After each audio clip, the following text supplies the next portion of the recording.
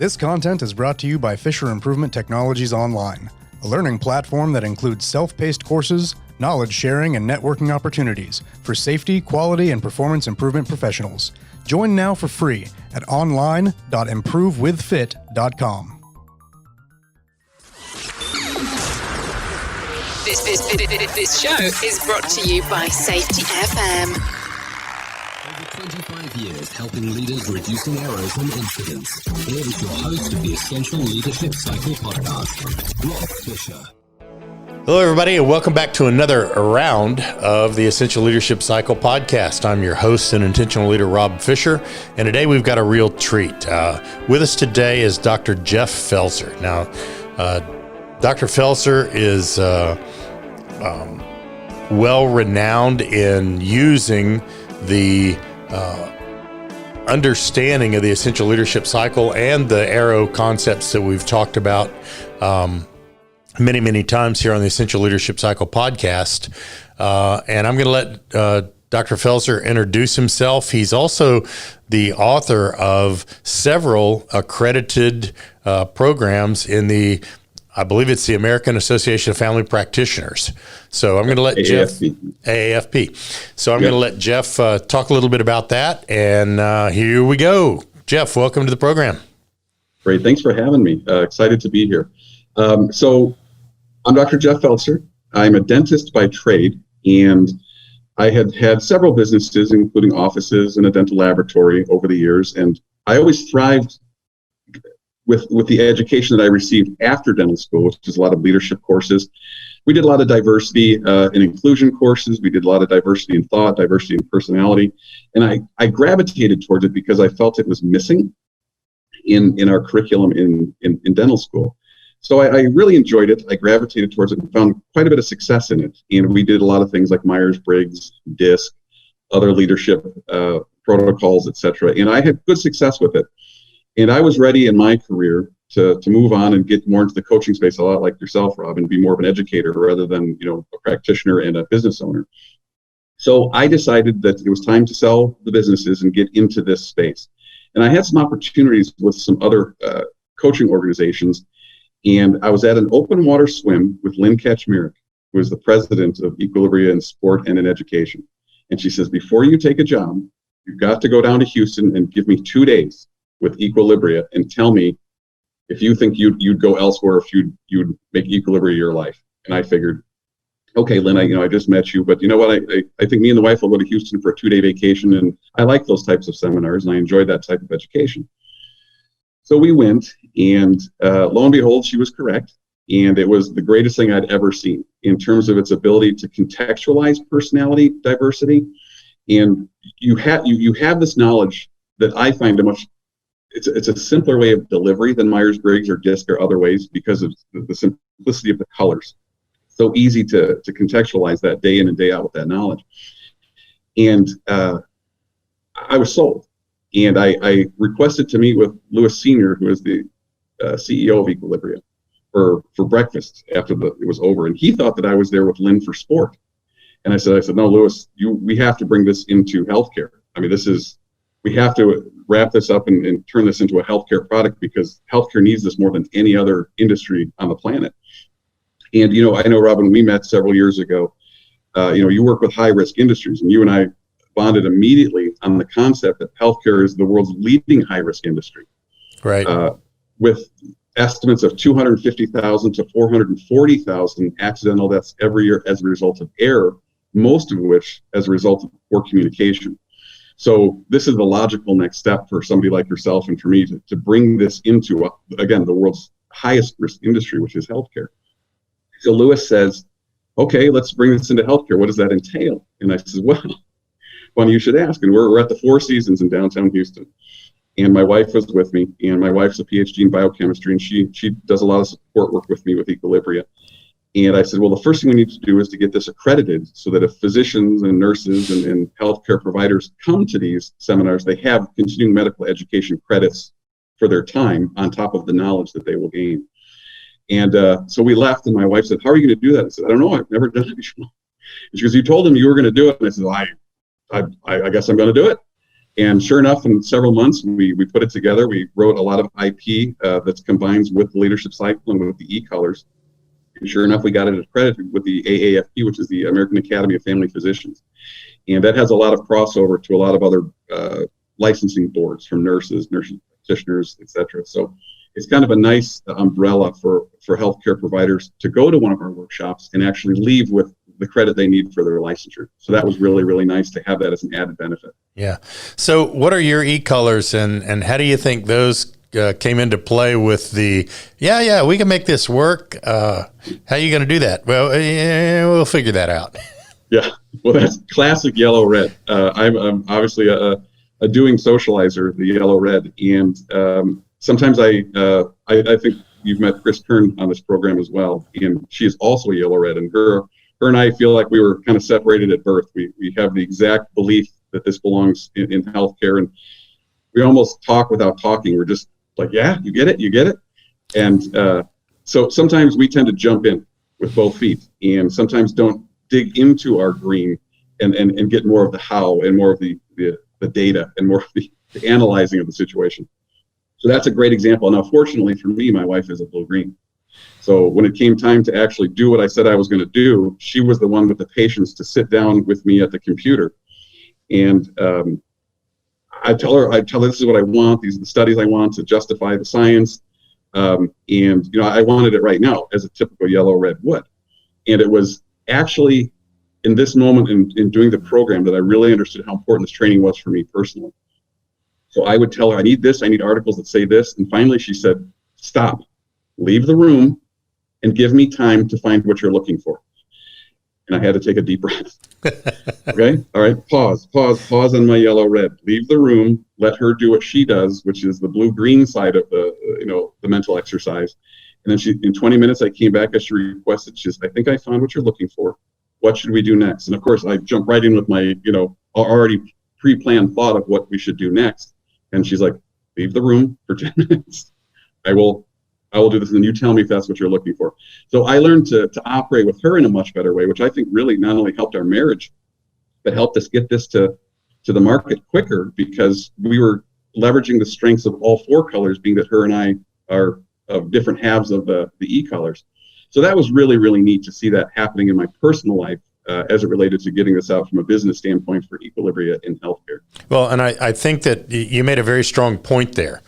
That, and we're really in the self and team awareness part of the essential leadership cycle, that very first driving element, in that when we think about what the market might need, or we think about what the people that we're trying to serve, and in this case, it would be the patients in your case, right? Whatever is good for the patients, we have to make the healthcare professional able to give them that best thing.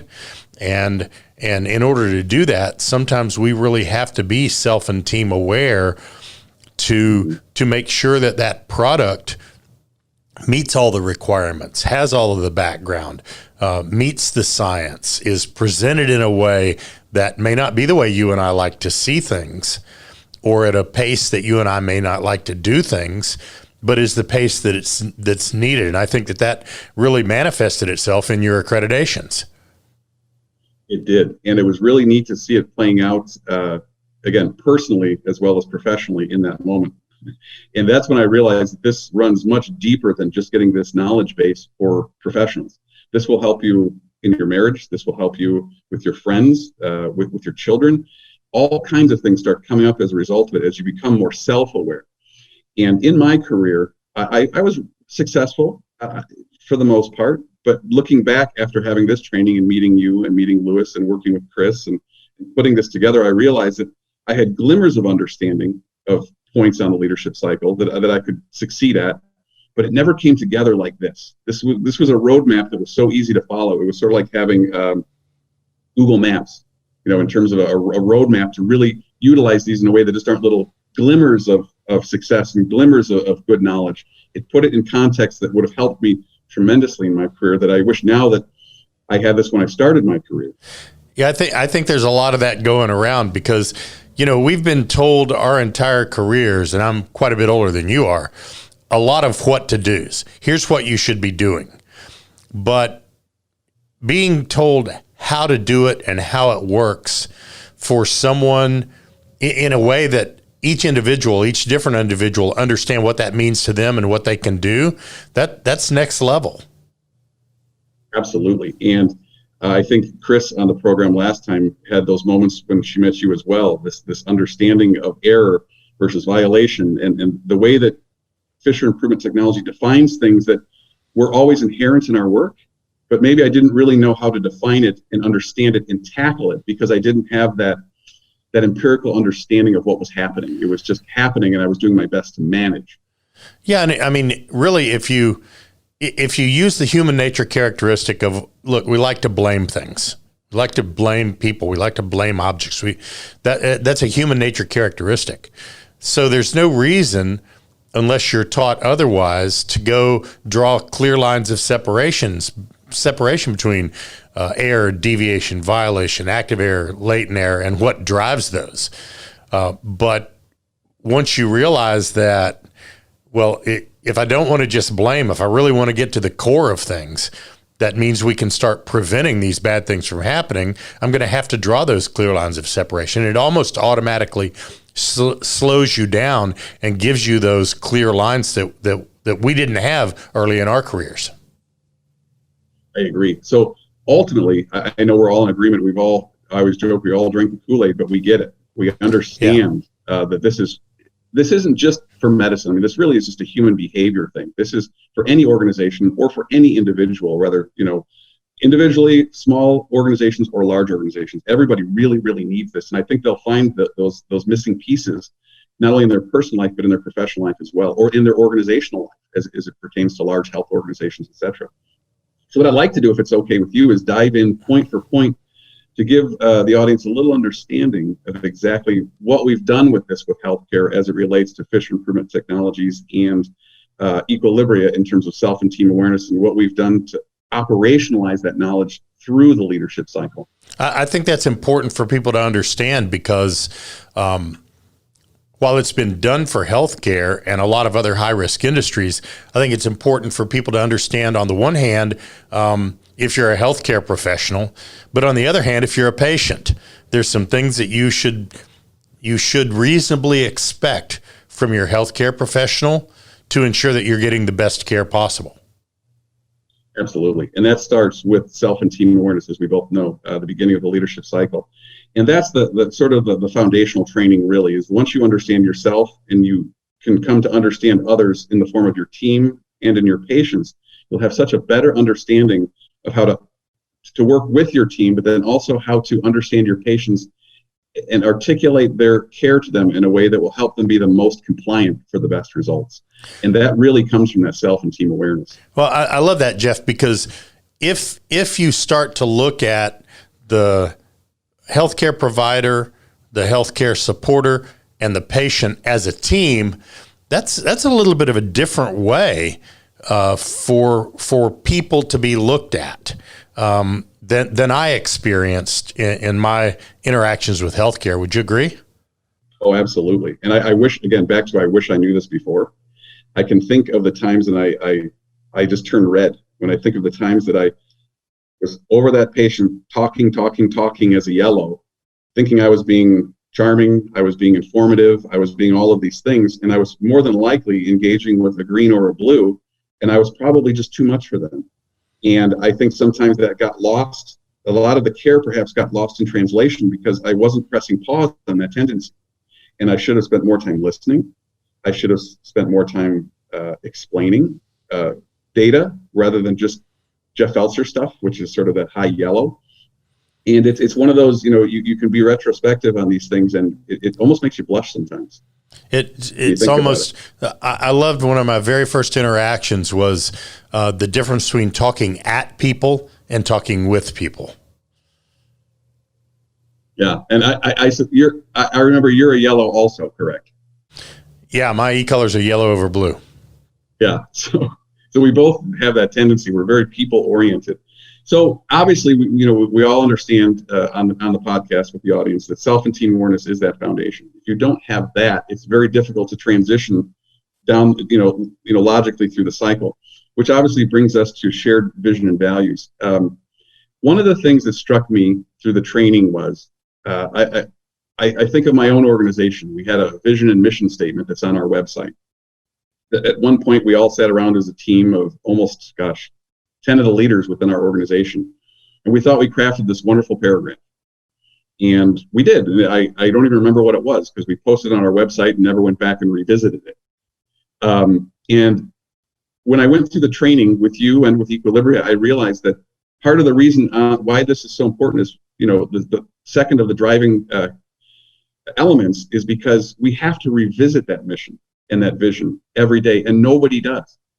And I know I'm in Notre Dame country, and one of the things that struck me as I was learning this at the seminar with Equilibrium Houston was when Notre Dame comes out of the locker room, they all touch the play like a champion sign to reground them in that vision and mission that I'm going to go out there and give it my best, because anything less than, first place is not necessarily failure, but maybe I wasn't giving it my best. But that's that revisiting of that mission, that vision, and that value, that every day you go out there and you play like a professional and you give it your all. And that's giving it your all personally, but also with your team, because you understand that. And what I really want healthcare to start to do in their morning meetings, which many of them don't do morning meetings, which is another one of our elements later that we'll discuss, is revisit that mission and that vision every day, almost like rooting for each other. You and I will go to a ball game on Saturday and scream till I have no voice Monday morning. But Monday morning, why am I not giving that same enthusiasm towards my mission and vision to my team and my patients that I was giving to my sports team on Saturday? When you finally realize that wow, we really do need to root in that vision and mission, it's powerful. Well, and I think you bring up a great point in that, just speaking about that particular vision or mission that you talked about related to Notre Dame. It is play like a champion, not be a champion. It's not outcome based. It's process based. So each individual has the opportunity to meet that mission within their personal capabilities, as opposed to saying, that our mission is, zero adverse patient outcomes. And we'll get it together in the morning meeting and we'll talk about how you have to have zero patient bad outcomes. I really appreciate that you use that example, because it's something that can be monitored. A lot of people talk about measuring, but we're really moving more towards monitoring against our mission and vision as opposed to measuring against it. Absolutely. But it just struck me that nobody does this almost anywhere. You can go into an organization and they don't leave in a huddle. They don't do what we could, we're here for the patients. I'm here for you today. I'm here for the patients. Let's do this. And I always tell audiences that it sounds kind of cheesy at first. It really does.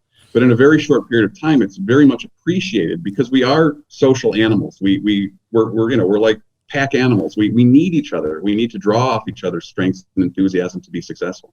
Well, and kind of pulling that string a little bit further, I'm thinking about some of my experiences, even recently in the last year or so as a patient.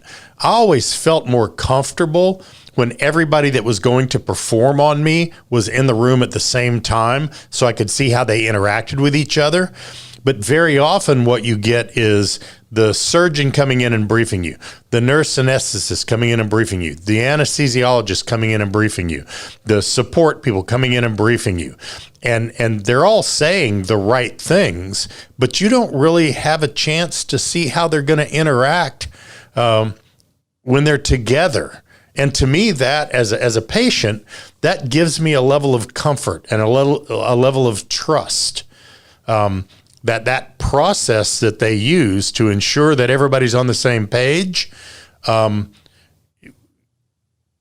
Shared. It's a shared vision. Yes. Yes. Yeah. Your well-being is their shared vision and mission. And that is so comforting, especially probably for high yellows. But I think for any color, that's very much appreciated. Yeah, because if they're a process person, if they're a doing person, if they're a relating person, all of those different personality tendencies want the ability to understand what's about to happen to them. And by having that group meeting, it's good to meet in the morning away from the patients, but it's also good for the patients to have everybody that's going to impact them right there in front of them at some point. I agree. So moving, I know our time is limited, so I want to move down the cycle here and get into clarity of roles and processes. And obviously, there's a lot that an employer can do in that situation in the form of manuals and written out protocols and flowcharts. But as it relates to an important tool that we teach, which Rob, you're familiar with, and in your high-risk industries, you call it stop work authority. And in medicine, we decided we needed to call it something different, because if somebody's in cardiac arrest, and if we said we stopped work, that could be problematic. So medicine, like all fields, it's a series of tasks that we do. So we like to call it pause task responsibility, that if in the moment in that task, we're not stopping the total work, but maybe that particular task needs to be timed out. How many times, depending on your personality trait, probably for high yellow or for high blues and high greens, that they see somebody, probably a yellow or a red, doing something and just getting in there, jumping in with both feet, and they can tell that something's wrong, but maybe they don't speak up. And something bad happened as a result of that. Everybody on that team, whether it's the doctor, the assistant, or somebody who's cleaning the room, if they see something happening that needs to be addressed, everybody should have a professional voice to say PTR. Patient doesn't know what that means, but everybody should then at that point be able to take pause and say something might be happening here that perhaps from my vantage point, I'm not seeing, that could have a very bad outcome. And I think that's an important tool, not only in high-risk industry as stop work authority, but having that in medicine as a professional voice that everybody in the room can have to prevent errors that are happening daily because people aren't speaking up when they see something's wrong.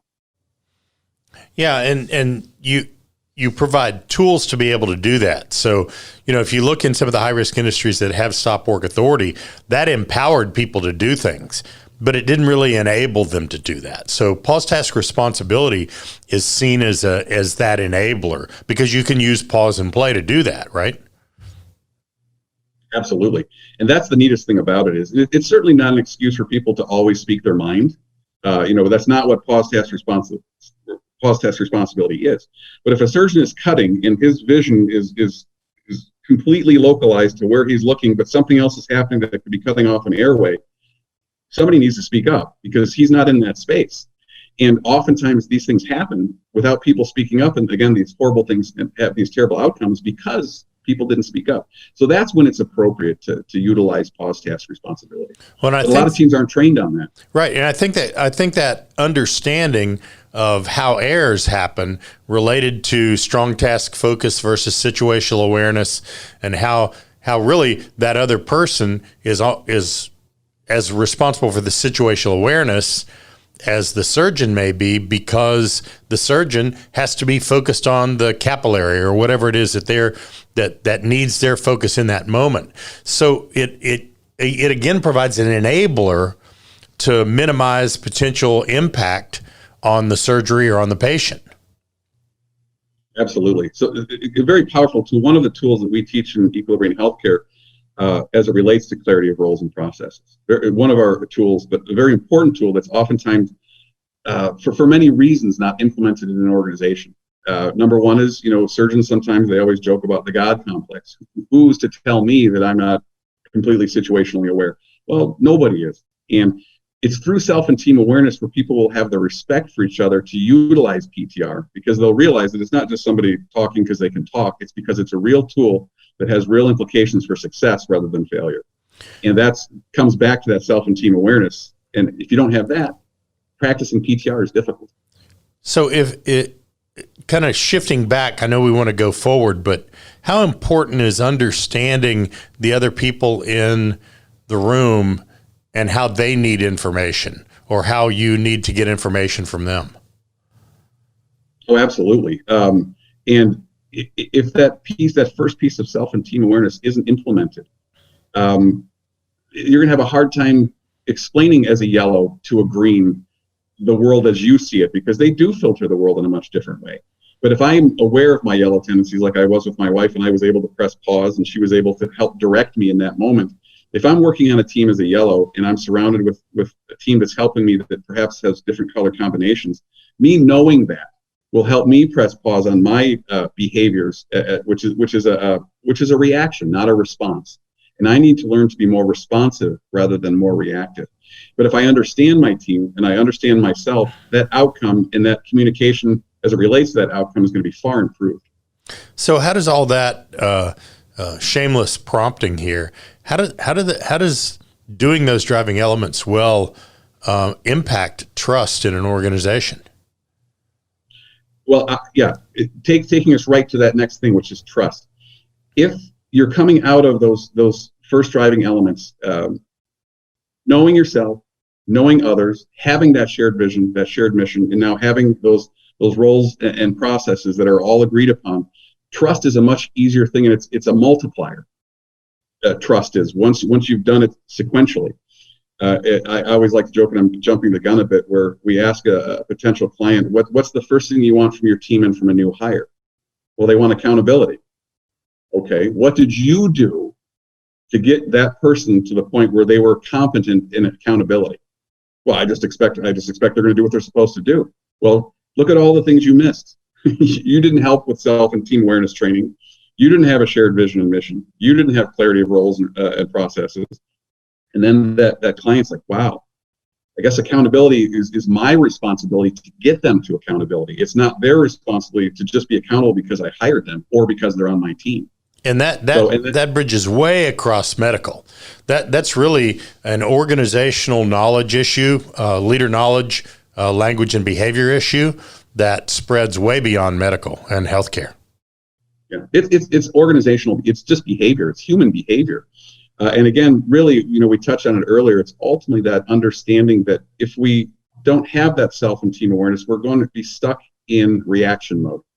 And ultimately, we really want our healthcare providers to be responders, not reactors. I mean, you don't want your healthcare provider going, oh, blood. That's the last thing you want them doing. You want them to be in the right mindset, practicing pause on those tendencies that cause them to react and being more responsive in the moment. And that means tapping into all four colors. Yeah, that's great. So trust, what we do is two tools that we use that we really emphasize is, as it relates to not only the team, but as it relates to caring for patients, is the things that people don't really think about, or they're either naturally good at it or they're naturally not, which is body language, the verbal, the vocal, the visual, body language mirroring, so that when you're talking with a patient or with your team, you're establishing rapport and trust because you're giving them the best of all four of your colors, not just your reactive, tendencies that are your predominant two. And we find that that's something that people have to work on and practice every day, is that body language. The words we say are oftentimes not the message that we're conveying as it relates to our body language, which also the way how we say it. I can say, yes, Rob, or I can say, yes, Rob. That's a different message. If I say it the second way, I'm obviously telling you, Rob, I'm not real happy to be working with you. So in order to establish trust, you have to have some of those tools and some of that education in play. And a lot of that comes down to that, the verbal, the vocal, the visual, and that body language mirroring to establish rapport and trust. So two tools that we use to really help teams establish trust as we're moving sequentially through the leadership cycle. Good. And really, trust is a lot easier as an outcome of the first three, and then you've got some tools to manage trust. So, it's one thing to generate it and to have a higher probability that you can be trusted.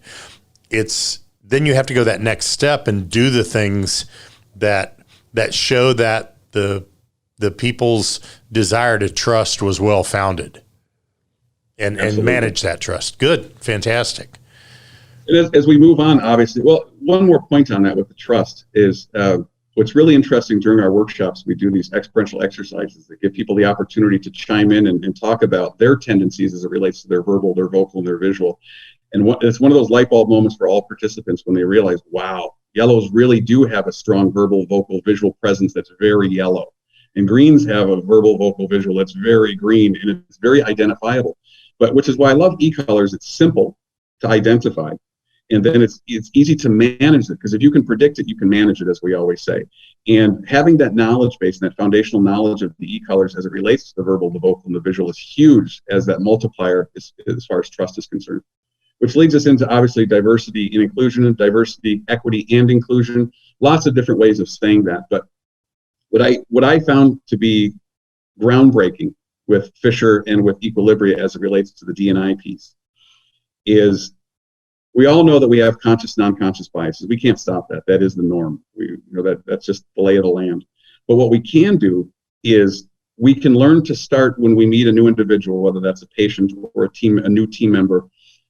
Let's start with personality first, and let's manage that first before we start looking through all these other conscious, unconscious filters that we have in these biases. And it's funny when we run our workshops, you've been a part of them, when we have these open, frank discussions where people are really not avoiding conflict or avoiding tough situations, but really diving into it. When we start through the lenses of personality diversity first, it's amazing how people realize how many misconceptions about all those other elements like race, religion, gender, age tend to melt away when they start realizing that a lot of it had to do with the e-colors before it even jumped into all of those other elements. And I always think that's so neat, the honesty that comes out, and people realize, oh my gosh, that was coming more from their green than it was from their religion. That was coming more from their e-color combination than it was coming from their age. And it's amazing how that starts to filter that out. And that's why I think e-colors, the diversity inclusion piece, is groundbreaking. It's such a neat way. Yeah, and we like to say diversity is a fact, it's a condition. But inclusion is an action, it's a decision. So there's some consciousness, there's some intentionality to inclusion.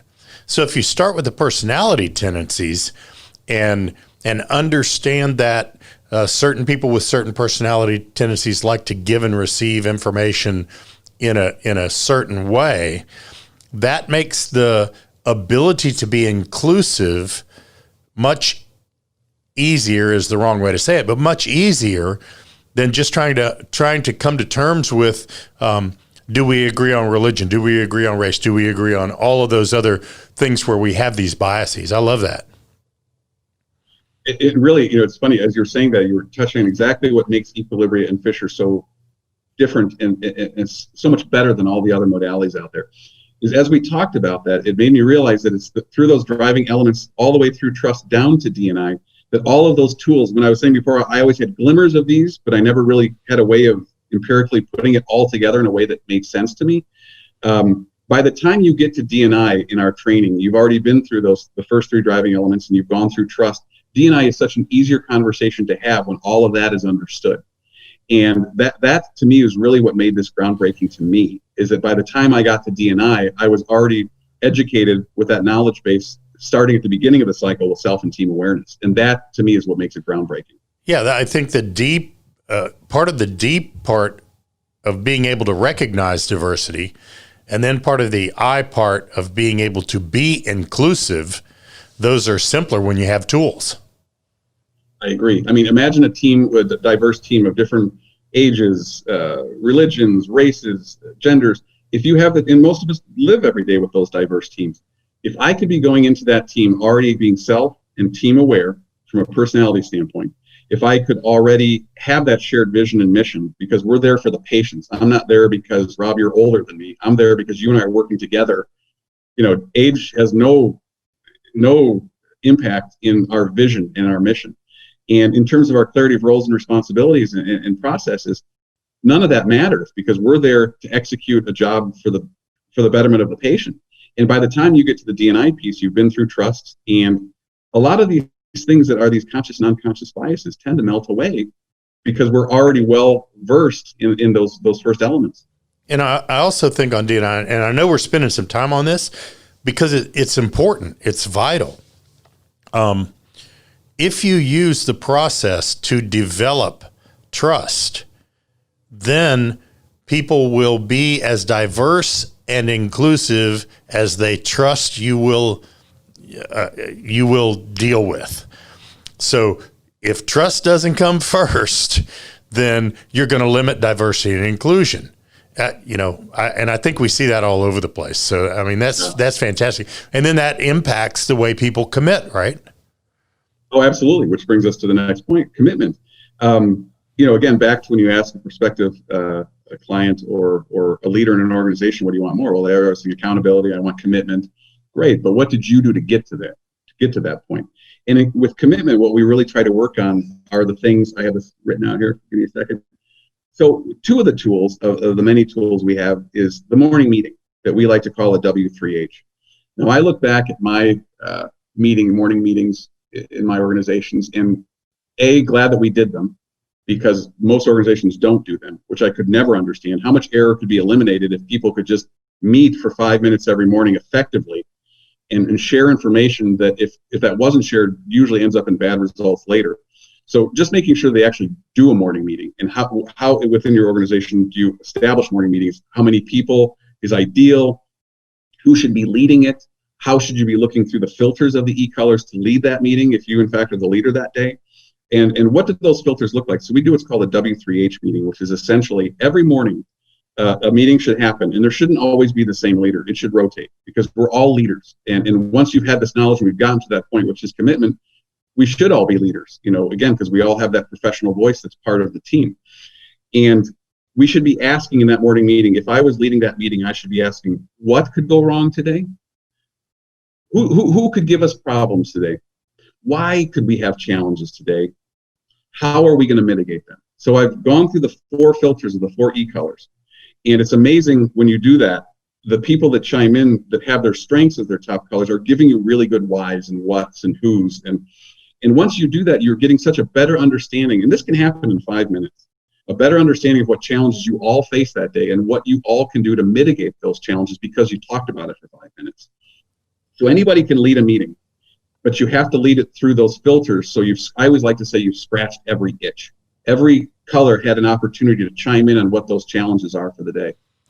So really, in the way you apply the model, commitment is actually a manifestation of diversity and inclusion. In other words, maybe it's the administrator that's leading the morning meeting, even though the administrator isn't going to be the one performing the whatever it is y'all do to patients. Yeah, many things. Yeah. And then the other thing, Rob, that just floors me is that not only most of these organizations don't even run morning meetings or know how to do it through the lenses of personality diversity for maximum benefit. They don't do what we implement, which is called shift worker protocol. Now, we know in hospitals that teams that meet at 8 a.m. or 7 a.m. may not be the same team that's going to be there at 2 o'clock or 3 o'clock or 6 o'clock. Well, then these shift workers are coming in at different times, never having the benefit of the knowledge of that morning meeting that could have really prevented error, right? And somebody from that original meeting, when somebody comes online, should share the findings of that meeting with the shift worker coming on so that those errors, they're briefed on the challenges. And you're going to mitigate all kinds of errors because of that shift worker protocol. And it only takes a minute or two, especially if it's written down, the whats, the hows, the whys, the whos, and you just hand that off to the shift worker. They're going in armed with good data. And that's so often not done. Yeah, I think that's vital because coming from a nuclear background, the morning meeting was a chore.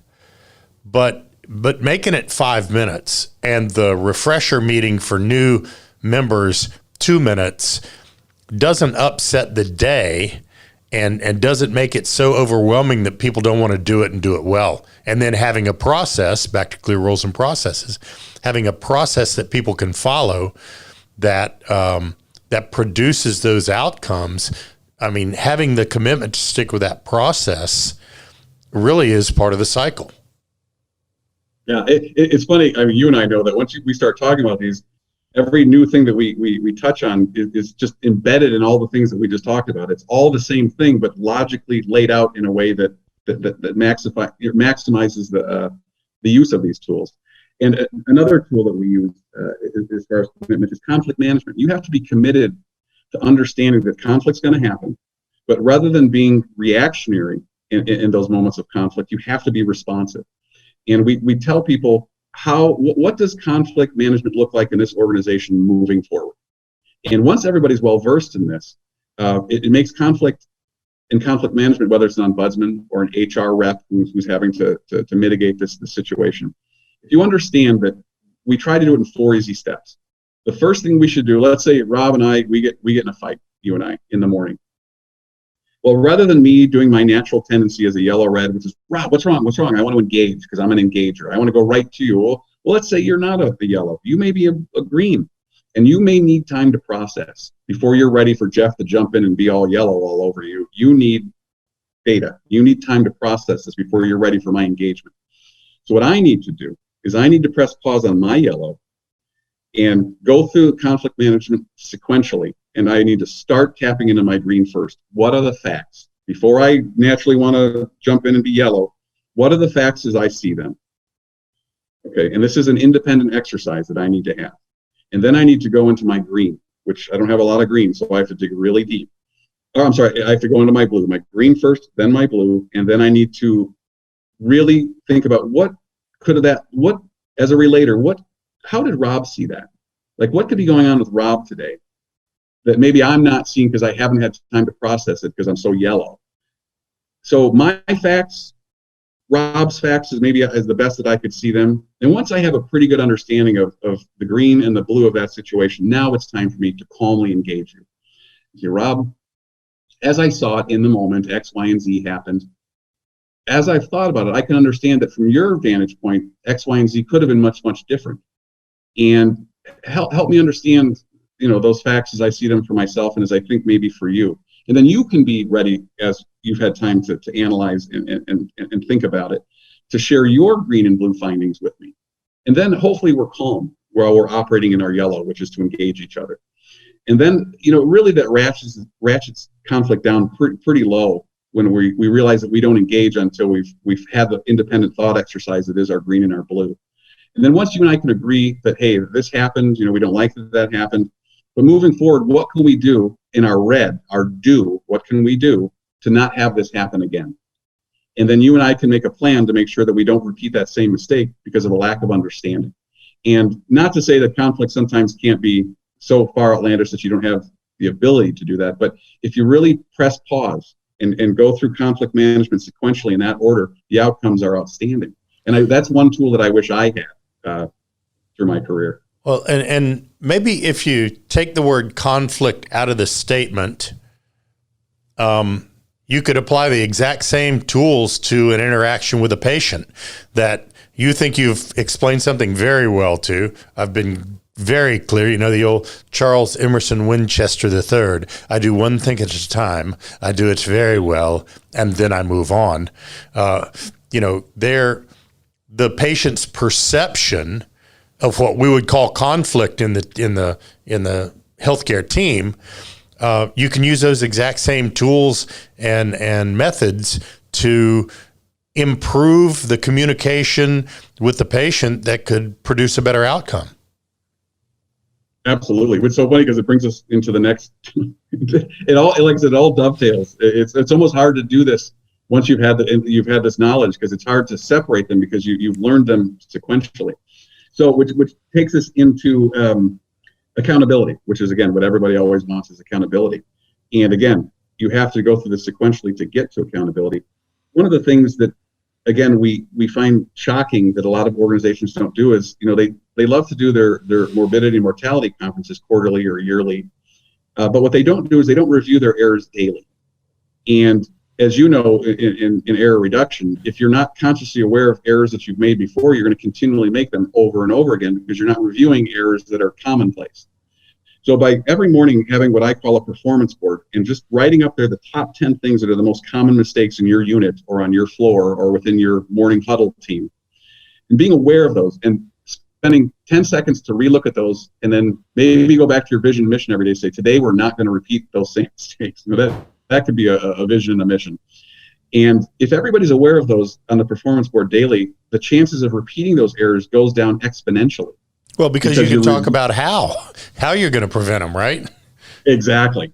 And nobody's doing that. They're not doing a performance board every day. And the performance board is not about guilt. It's not about blame. It's a very generic way of identifying common errors in that unit. Well, they're taking an accounting for what went on and an accounting for what we're going to do different so that those things don't happen. Exactly. And we teach people how to operate and run a performance board and what that looks like. And it's very, very simple. It doesn't have to be very cerebral. It's just a very simple thing to review the things that tend to be commonplace accidents and errors every day.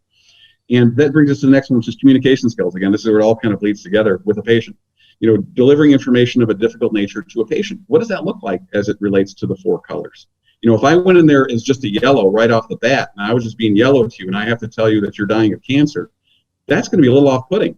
Me just being all Jeff Feltzer with my yellow with you. The first thing you want to know is, you want to know that I'm empathetic. I can come in and be, Rob, hey, I know what you're going through. I've had family members, I've had friends. This is really hard. I'm tapping into my blue. I'm showing empathy, which wouldn't be my first reaction, by the way. I would jump in with more of the yellow. And then, I need to engage with the yellow, and then I need to go into my green and give you data. The tests indicate that this is where you're at, and this is, what you have and what we're dealing with. That's great, but then it's time to go into the red, because the first thing a patient wants to know is, what are you going to do about it? You've been very kind, you've been empathetic, you've engaged me quite well, you've given me good data, but now what? What? Back to that red what. What are you going to do for me? And then you need to go into solutions. And I remember once giving a talk at a workshop where someone stood up and said, well, it's not easy telling somebody they're going to die. Wow, it's not. But if you do go through the colors sequentially and giving information of a difficult nature, when you end on your red and your do, you'll let them know that the best you can do as a provider is, we're going to do the best we can to get you through this. We have great team management. We have great resources here. There's people that will work with you and your family. Anything and everything we can do is available to you through this hospital. If there's anything you need, please let me know. And then as a provider, you can leave the room and you've scratched every itch. You've been empathetic. You've been informative. You were great at engaging the whole time, and you left with the only solution that you can provide. If we could do that every day, day in and day out with our patients, and scratch all 4 colors, imagine how many less upsets we'd have in medicine. Well, and I think that's a wonderful point, because from a learning and continuous improvement perspective, how do we get better every day? It's great to have those capabilities and capacities when you have to deliver bad news. If you deliver good news the same way, because we deliver, in healthcare, you deliver a lot more good news than you do bad. It's the bad news that you're almost not prepared for. But if you use this capability that you have to deliver news in general, scratch that itch, as you said, when it comes time to deliver bad news, the emotional impact of delivering bad news is overcome by the process that you've learned to use of developing bad news that scratches those itches, that takes into account the personality tendencies of the people you're trying to deliver it to. I've actually sat in on a delivery of good news that the individual that was hearing it thought it was bad news because of the way it was delivered. And they really had to be told, no, this is good news, because they were already framed in their mind about that most negative potential, which is there's an e-color lesson in that as well. So I think that what you're saying is extremely powerful, because from a learning and continuous improvement perspective, these tools don't segregate between whether something is bad or good. You can use them to make things better, regardless of whether they're bad or good. Agree. And, on to the last in the cycle, the continuous improvements in education, is when people have gone through this, as you have and I have, and as we've taught others, they're hungry for more knowledge. Whereas before, I always felt when you go into a workshop or in a seminar that people feel like, oh, it's one more thing I got to learn to put on my plate. Oh, it's one more thing. But once this is explained to people and they understand it and have this understanding of how this works sequentially and how you build to a commitment and accountability, once you get to that point and these teams are practicing diversity and inclusion, there's trust, there's clarity of roles and processes. People are hungry for more knowledge, because now they're firing on all pistons at that point. And it's a lot easier to go in and educate your teams when you've gotten them past all the way to accountability, because they want more, because now it's all in context and it's operationalized through these lenses. And continuous improvement is easy after that. And really, you start the cycle over, right? We're now, our team has more capability and capacity and more resilience. But where is that? Myself, I have more capability and capacity and awareness, but where is that? How does that impact our vision and values and whether those are shared? So there's a continuum associated with this that is the reality of organizations. And that is, it doesn't stop. You don't stop learning because you figured it all out. You're always able to increase that knowledge and then start to share that knowledge. And integrate it. The new knowledge isn't just that proverbial one more thing on my plate I have to do. I'm already stressed out and burnt out and anxious. People are hungry for it. And your teams just get better and better and better, because when your whole team is hungry for that new knowledge, starting the cycle over again to implement and integrate that new knowledge, now you're talking about a high performance team that's like no other on the planet. And that's what's really neat about this is that. I mean, and that, that then ties in our model of education, integration, and then sustainability. And a lot of people are trying to jump, we've got this sustainability program. Well, that's great. Sustainability is an outcome. It's not a program. And right. How do you get there? Well, we teach people differently. They learn. We integrate the concepts into the day-to-day workflow, as you've shared very well with us. And then it becomes the way we do business for the future, sustainable. Mm-hmm.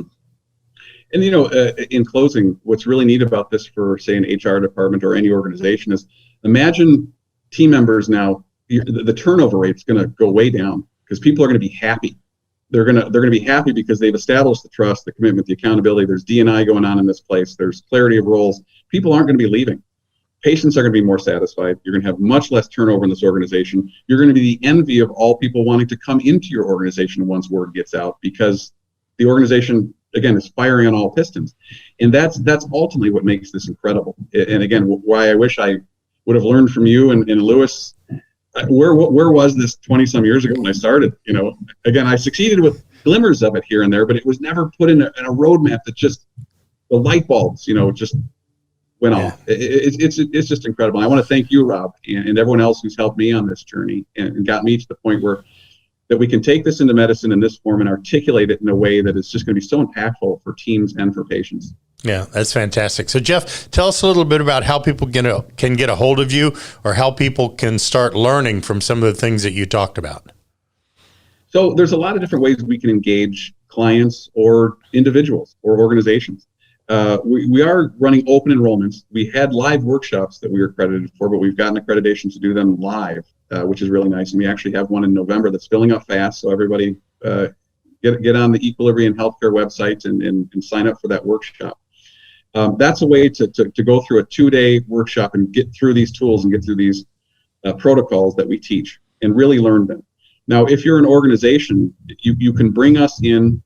We can get you key leadership and chief executive officers, et cetera, the CNOs, the CMOs. We can get you all through this training. And then ultimately, an organization can choose, how do we take this further into the larger organization, whether we do that online, through taped sessions, through live sessions, much like what we're doing now, or do we train internal champions within your organization to perpetuate the model once we leave? Lots of different ways we can do this, but the important thing is you get us in there and we get it done, because it's going to ultimately change everything about your organization, as we sort of enlightened everyone today about how powerful these tools are. Yeah. So where is the workshop in November? It is online, and it's on our website, and you can register. I think it's $199 for the 2 days. Okay. And it's just myself and Lynn Ketchmerich. She's the president of sports and education. She's phenomenal. And her and I are going to go through this and go through the entire medical program and deliver that to a live audience. And online. So what's your website address? It's EQinhealthcare.com. Okay, EQinhealthcare.com. I want to thank Dr. Jeff Feltzer for this. I really appreciate you coming on. Love being able to work together with you. Looking forward to the future, and love what you're bringing to healthcare in the end, so that the healthcare professionals are better at what they do, but the patients get the benefit. And in the end, that's what we're really looking for. So thank you, everybody, for joining us again for another round of the Essential Leadership Cycle podcast. Thanks again, Jeff Feltzer. And remember, intentional leadership starts with you. The views and opinions expressed on this podcast are those of the host and its guest and do not necessarily reflect the official policy or position of the company. Examples of analysis discussed within this podcast are only examples. They should not be utilized in the real world as the only solution available, as they are based only on very limited and dated open source information. Assumptions made within this analysis are not reflective of the position of the company. No part of this podcast may be reproduced, stored in a retrieval system, or transmitted in any form or by any means, mechanical, electronic, recording, or otherwise, without prior written permission of the creator of the podcast, Jay Allen.